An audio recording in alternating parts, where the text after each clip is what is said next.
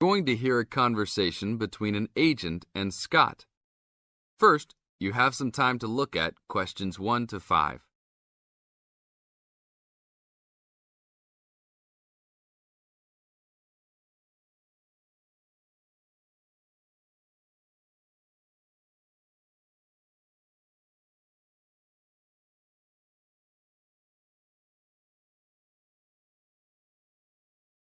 Now listen to the tape and answer the questions. Howdy, what can I do for you?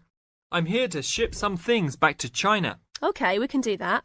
Shipping things back, eh? Have you lived there before? Yeah, I lived there for 3 years and came back 2 years ago. Now I'm going back to start my own business. Really? Did you ship things with us last time? No, I used a Chinese shipping agency.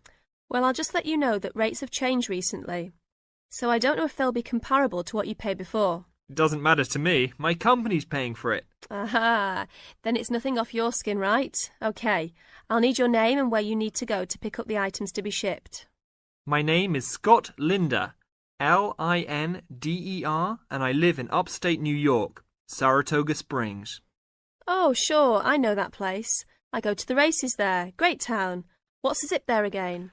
770425, and the street address is 412 West Lake Road. 770425 Westlake, got it. And how big of a container are you going to be looking for? Well, I didn't have a container last time, and I don't think I'll need one this time. I think that I'll have about 6 cubic meters. We can get a subsection of a container then. How big is that? It's 2 meters wide and 3 meters long. 2 meters high, right? Yes, sir.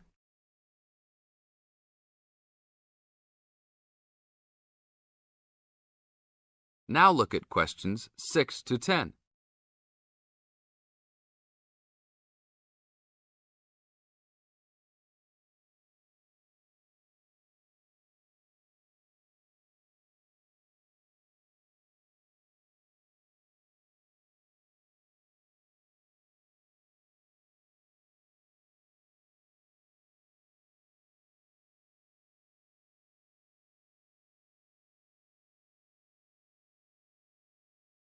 As the talk continues, answer questions 6 to 10. And for customs, I need to know what sort of items will you be shipping? Mostly furniture. But we'll also have quite a few boxes of books too. Any clothing? Nope, but we'll have some bicycles and wood that we use for a loft bed. Be careful with those bicycles. I hear bicycle theft is a big problem in China. Not if you know how to secure your bikes and where to store them. Well, good luck. How valuable do you want me to list the entire shipment as being? Let's say about $3,500. Great. Now you'll also have to go over to the customs department to check with them about shipping the wood over to China. I know there are concerns about termites, bugs, etc. No problem. It's the same wood I brought over from China last time. Then you should be okay. It's just a formality. And last of all, where would you like the shipment to be delivered? Well, I will live in Beijing, but let's ship it to Tianjin. My company will pick it up there. That's all right then. Have a nice trip. Thanks for your help.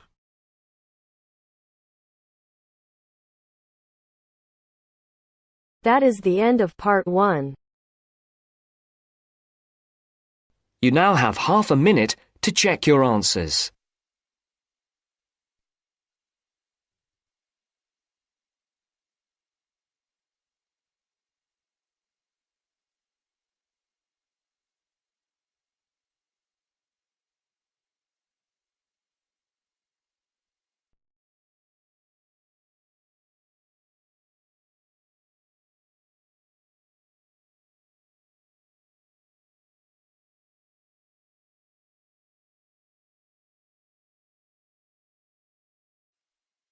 Now turns to part 2. Part 2. First, you have some time to look at questions 11 to 17.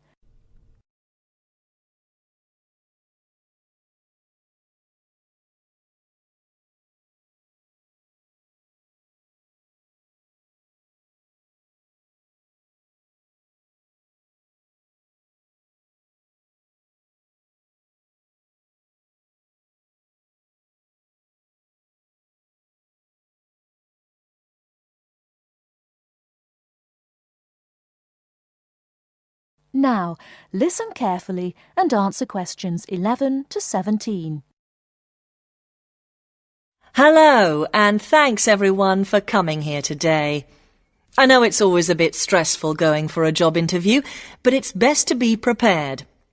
For any of you who may not know me, my name is Fiona Ogilvie, and my job is to offer guidance and support for students with special needs. Now, you wouldn't be here today if you weren't interested in finding a job in the holidays. So let's get down to it and see what things you need to be looking out for. Most of you, I hope, will be applying for jobs with the companies that have been recommended by the university. The reason for this is that we here at the university already know these companies and have established good working relationships with them. I've also been to visit all of them and checked out the facilities they have to offer. You really need to make informed choices when you're looking for a job and make sure you know before you even get to the interview stage that your needs will be met. But I know that some of you are applying for jobs independently and have looked at companies outside the university recommended list. So for you, it's best to plan ahead and be aware of what it is you may need while you're working. Things that you need to check when you go for an interview are there enough toilet facilities and are these easily accessible?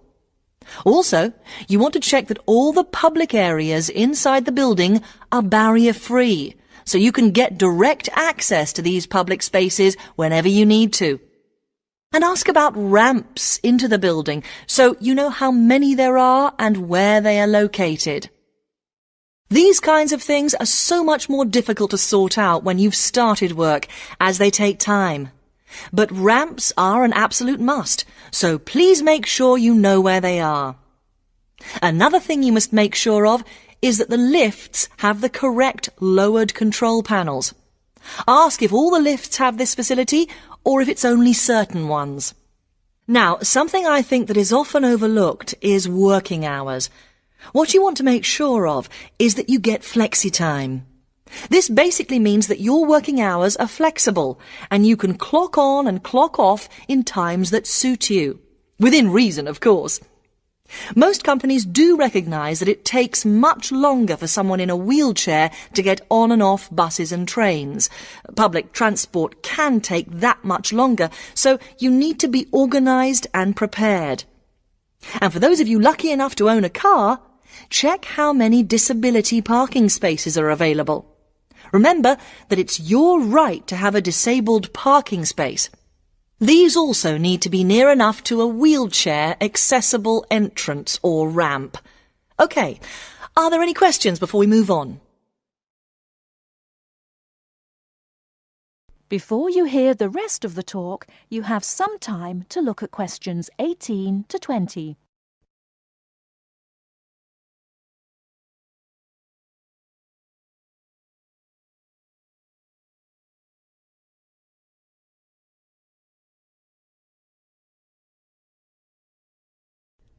Now listen and answer questions 18 to 20.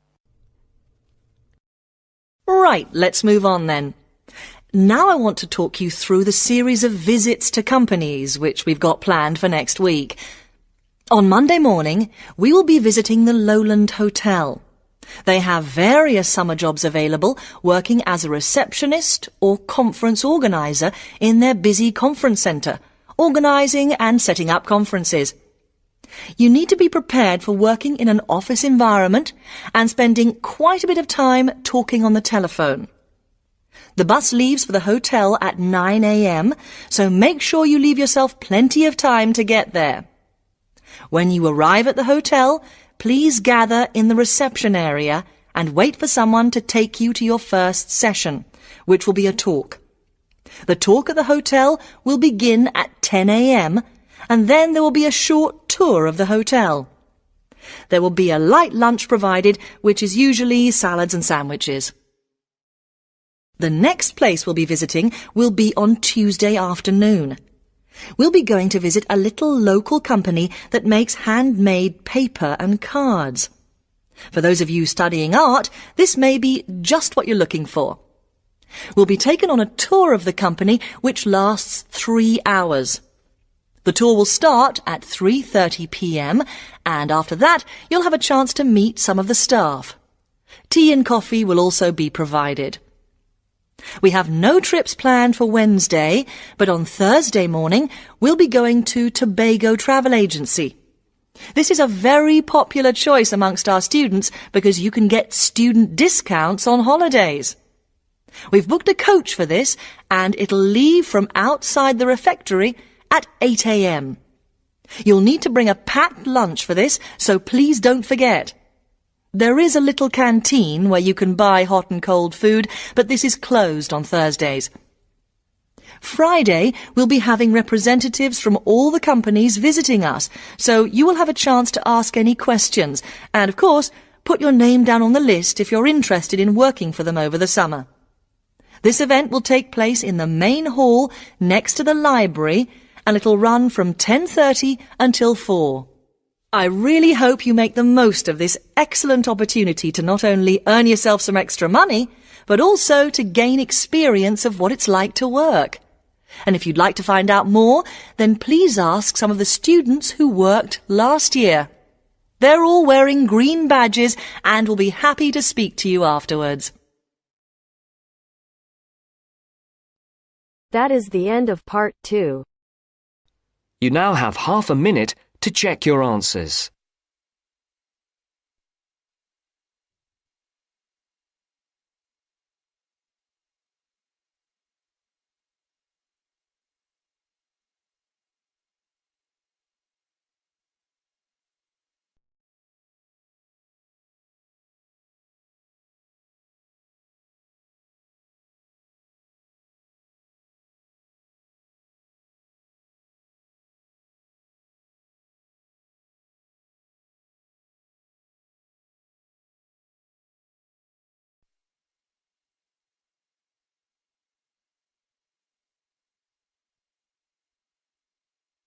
Now turns to part 3. Part 3.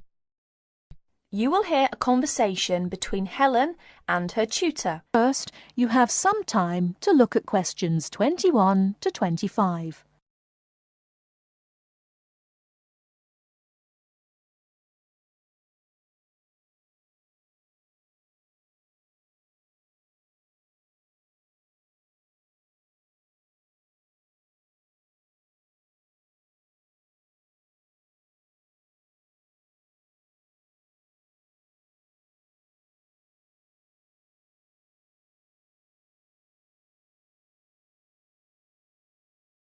Now listen carefully and answer questions 21 to 25. Come in. Ah, it's you, Helen. What can I do for you? Well, it's about that essay on non-verbal communication. I'd like a bit of advice, if that's all right. By all means. That's what I'm here for. How can I help you? It's about that survey you asked us to carry out about body language. Oh, yes. I asked you to investigate what sort of touching is permissible between friends of the same sex and friends of the opposite sex. That's it. And then you wanted us to go on to compare the answers we obtained from people from our own culture with the answers of people from other cultures. Well, that shouldn't be too difficult. There are students here from dozens of cultures, including Asia and the Middle East. Go and ask them. That's the problem. I'm not sure how to word the questions. Before you hear the rest of the talk, you have some time to look at questions 26 to 30.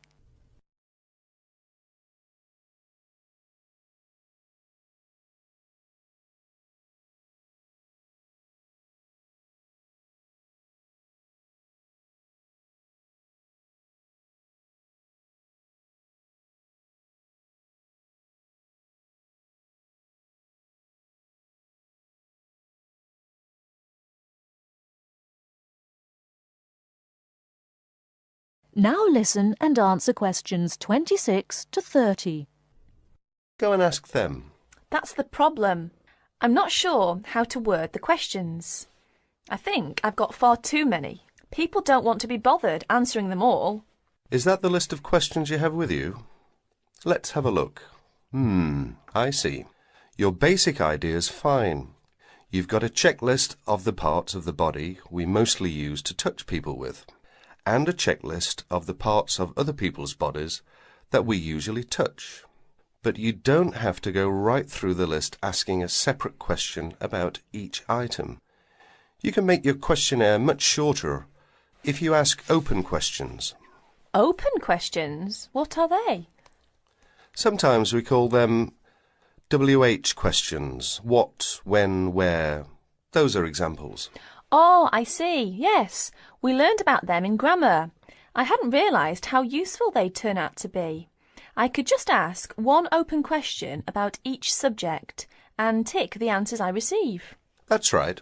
Now, let's have a look at the list of parts of the body you're going to ask about. I see.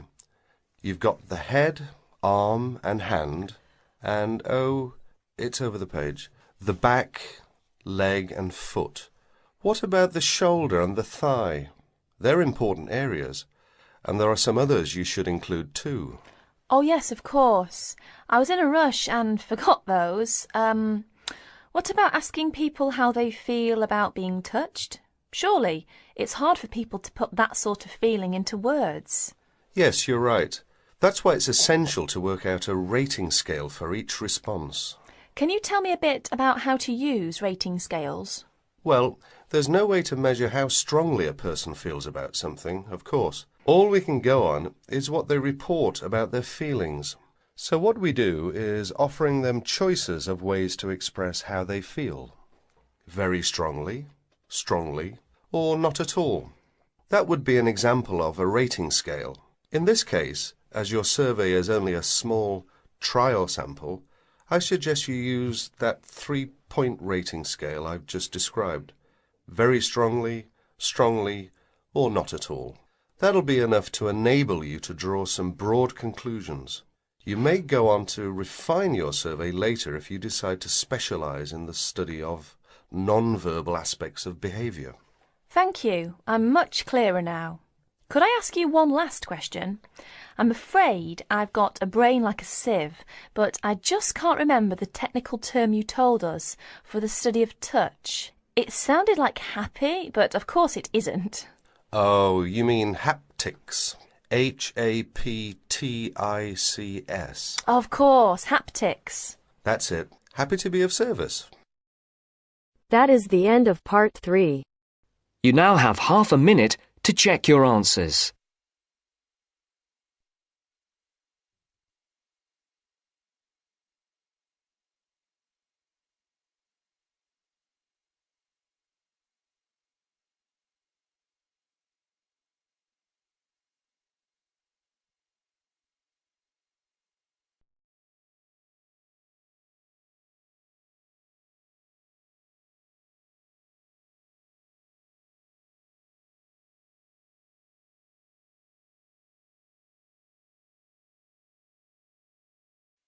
Now turns to part 4. Part 4. Now listen to the second part of the lecture. As you listen, complete the notes below. First, you have some time to look at questions 31 to 40.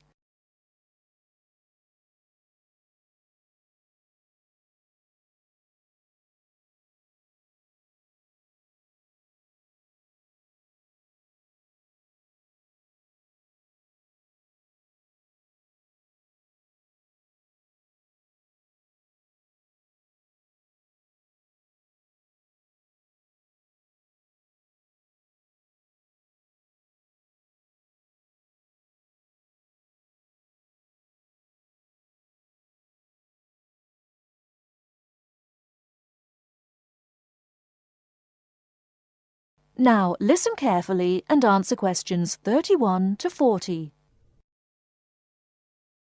Now let's turn to shopping, which may interest you more. In general, shops open at 9 o'clock in the morning and close at 5:30 in the afternoon.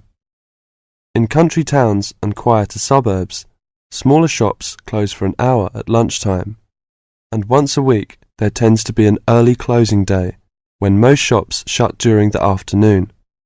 Many cities have a late night once a week when shops stay open until approximately 8 o'clock in the evening. You should ensure that anything you bring into the country, such as travelling irons, heated rollers, hairdryers and electric shavers, can be used on the standard British voltage, which is 240 volts, 58Z. Many hotels will, on request, be able to supply adapters for electric shavers. When you travel, you may want to send postcards home. Stamps can be bought at post offices throughout Britain. They are open from 9 o'clock to 5:30 Monday to Friday, and until 12:30 on Saturday. Stamps can also be bought at postal centre stamp dispensers, at large stores and major tourist attractions. For posting letters, you don't have to go far before finding a red painted letterbox. Alternatively, use the letterboxes at post offices. You may ask how much to tip in hotels and how much it is for a taxi. There are no fixed rules on tariffs about this, and the following is intended only as a guide to customary practice. Most hotel bills include a service charge, usually 10 to 12%, but in some larger hotels 15%. Where a service charge is not included, it is customary to divide 10 to 15% of the bill among the staff who have given good service. In restaurants, if a service charge is not included in the bill, then 10 to 15% is usually left for the waiter. For porters, we usually give 30p to 50p per suitcase. For taxis, 10 to 15% of the fare. Hairdressers, £2 according to how much work they have done, plus 50p to the assistant who washed your hair. If you drive in Britain, you should remember to drive on the left and overtake on the right. The wearing of seatbelts is compulsory for the driver and front seat passengers. Now let's talk about full details of Britain's road regulations. A copy of the Highway Code can be obtained from offices of the Automobile Association, AA, or Royal Automobile Club, RAC, at most ports of entry. These two motoring organisations can also provide plenty of helpful information to all motorists. Contact AA. Telephone is 01 854 7373, 24-hour service. RAC telephone is 0304 204 256, 24-hour service. For something more serious, telephone operators will give you the telephone number and address of a local doctor's surgery. Alternatively, you can go to the casualty department of any general hospital or, in the case of severe emergency, dial 999. 999 is free. Remember, unless you belong to a European Community country or one with which the UK has reciprocal health arrangements, you will be charged for the full cost of medical treatment in Britain, except in the case of accidents or emergencies requiring outpatients treatment only. It would therefore be wise to take out full medical insurance before leaving home. That is the end of part 4. You now have half a minute to check your answers.